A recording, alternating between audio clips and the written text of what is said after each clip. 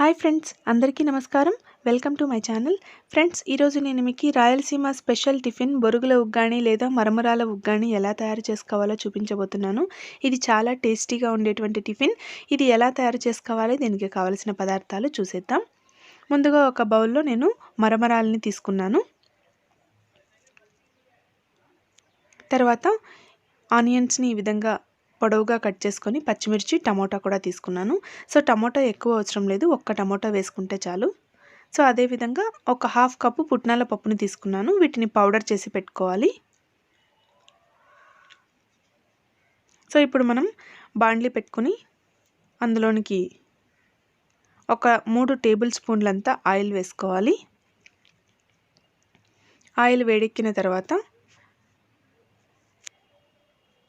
దీనిలోనికి మనం ఒక half table spoon అంత ఆవాలు,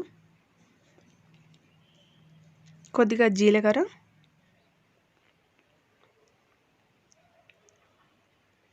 ఒక టేబుల్ స్పూన్ అంత శనగపప్పు,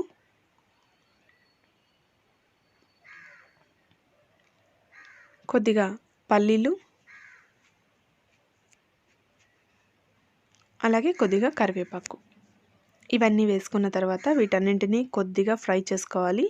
ఈ శనగపప్పు, పల్లీలు కొద్దిగా కలర్ మారే వరకు వీటిని ఫ్రై చేసుకుంటూ ఉండాలి. సో ఈ విధంగా ఒక్కసారి బాగా కలిపేసుకున్న తర్వాత దీనిలోనికి మనం కట్ చేసి ఉంచుకున్నటువంటి ఆనియన్, టమోటా, పచ్చిమిర్చిని వేసేసుకుందాం. ఆనియన్ ఎక్కువ వేసుకుంటే ఉగ్గాని చాలా టేస్టీగా ఉంటుంది. సో ఇవన్నీ వేసుకున్న తర్వాత ఒక్కసారి వీటన్నింటినీ బాగా కలిపేసుకోవాలి. ఇవన్నీ బాగా ఫ్రై అయ్యే వరకు వేయించుకుంటూ ఉండాలి. ఇప్పుడు చూడండి, కొద్దిగా ఉప్పుని యాడ్ చేస్తున్నాను. ఈ ఆనియన్ ఎంతైతే ఉందో దానికి మాత్రం సరిపడేంత ఉప్పుని మాత్రమే యాడ్ చేస్తూ ఉన్నాను. సో ఒకసారి బాగా కలిపేసుకున్న తర్వాత దీనిలోనికి ఒక 1/2 టీ స్పూన్ అంతా పసుపు వేసాను. పసుపు వేసుకున్న తర్వాత ఇంకొకసారి దీన్ని బాగా కలిపేసుకోవాలి. సో ఈ విధంగా కలుపుకుంటూ ఉన్నట్టయితే ఆనియన్ మొత్తం ఫ్రై అయిపోతుంది. సో ఇవి ఫ్రై అవుతూ ఉన్నప్పుడు మనం ఒక బౌల్ తీసుకొని దానిలోనికి కొద్దిగా వాటర్ తీసుకొని ఈ వాటర్లోనికి ఈ మరమరాలన్నింటినీ వేసేసుకోవాలి. వీటిని వేసుకున్న తర్వాత ఇవి చూడండి బాగా లోపలికి డిప్ చేస్తూ వీటిని బొరుగులు మొత్తం నానిపోయే వరకు వీటిని బాగా కలుపుకున్న తర్వాత వీడియోలో చూపిస్తున్న విధంగా ఈ బొరుగుల్ని మొత్తం చేతిలోనికి తీసుకొని పిండేసి, అంటే దానిలో ఉన్నటువంటి వాటర్ మొత్తం పిండేసి వాటిని ఇంకొక బౌల్లోనికి తీసుకోవాలి. సో ఈ విధంగా మొత్తం బొరుగుల్లో ఉన్న వాటర్ అంతా తీసేసి పక్కన పెట్టేసుకుందాం బొరుగుల్ని. సో ఇప్పుడు చూడండి, ఈ ఆనియన్ కూడా బాగా ఫ్రై అయిపోయింది కాబట్టి ఈ ఫ్రై అయిపోయినటువంటి ఆనియన్ తిరగవాతలోనికి మనం బొరుగుల్ని వేసేసుకుందాం.